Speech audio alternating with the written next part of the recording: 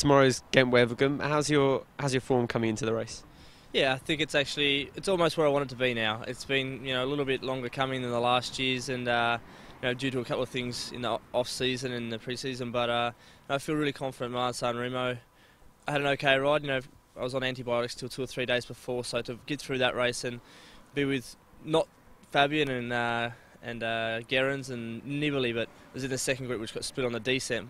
So it gave me a lot of confidence before I come here. I think I've recovered well now. Still a little bit tired on the Wednesday, but I'm feeling really good before tomorrow. In San Remo, up until the last climb, it had all stayed together relatively.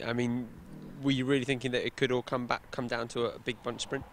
Yeah, I still had that in my mind. That's why I was hanging on to stay in there. And I did think for a little while, especially about halfway up, I was thinking it was a real possibility that it was going to be a bunch sprint of 30 guys, 40 guys. The number or whatever was left. And we were lucky we had two options, and the plan was for Simon to follow the moves on the climb, and he's been in incredible form all year, and he did that perfectly. And the plan for me was to stay in that front group, and if it come back together, then we had another really good option. And if it hadn't split on the descent, it might have been a bit more of a interesting final. But for me, for the team, it was perfect. I'm really happy for Simon, and I did think there was a chance for the win there still. This time last year, you had a number of wins already under your belt. Obviously, San Remo being the biggest. This year, it's like you said, the form has been a little bit slower to come. What's been the main reason for that, or has it been almost deliberate to start a little bit slower? It certainly was a little bit more deliberate to start slower. Last year I had really good form right from the 1st of January, and I got to San Remo and that was pretty much the last straw. I was done after that. So we deliberately. I had a bigger break this year because I didn't have such a break the year before. So I had 4 weeks off the bike this year and really recovered. And when I got back on the bike, I actually had a knee issue flare up, and I missed about 2 to 3 weeks of training in December. So that really knocked me back, that important time. So I had to use down under in Oman to come into form, where last year they were the races I was really going well in already. So it's been a combination of we planned to be coming into form later and then got knocked back a little bit. But I'm confident now that I'm in the shape I need to be in. And I remember this time last year, like you said, just after San Remo, you kind of just balled over, and I think you got sick and you missed a few races. Yeah. Last year I was, I had a great run right up till San Remo, and a few days after that I was, I was pretty crook. I was in bed. I flew up and raced Gent-Wevelgem, but I made the decision before Gent-Wevelgem to actually just ride to the feed, or I was going to see how I went, and after 50 kilometres I knew I wasn't feeling very good. So the plan was to come out, try and get healthy again for Flanders, and unfortunately after racing that bit I come down even more sick. So I ended up getting okay in the week from Flanders to Roubaix, and I felt like I was going okay again. But during Roubaix I broke a chain in the middle of the forest, Ardenberg, and I sat in the side of the road till the last guys come past. That was pretty much my race over again.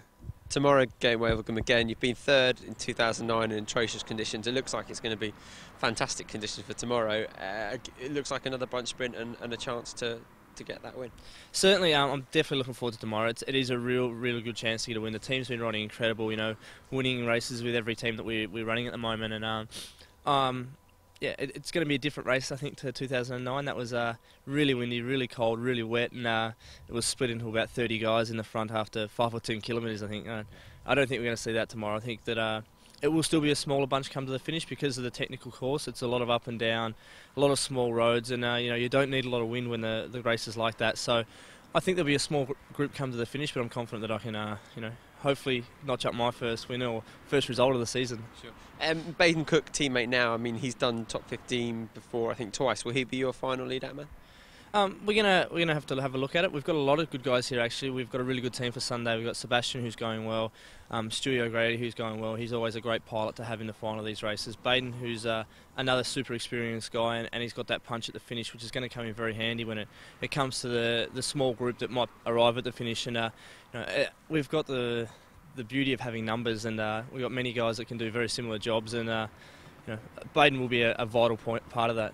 And who do you see as your main rivals? Could it be a world scenario again with you, Cav, and Andre Greipel? Yeah, look, definitely. Cav's definitely in great form. He had a bad day in San Remo, but he's in really good shape. He looks like he's almost as skinny as he is at the Tour de France, and Greipel's obviously going really well. He's going to be hungry, so you know, we can't just limit it to those guys, especially now. There's so many guys that are really going well. You got Frere, who had a good race yesterday. Boonen, who won yesterday. You know, there's Farrar. There's really a lot of guys, and you can't just pinpoint one person. I think these days there's a lot of people that can possibly win the race.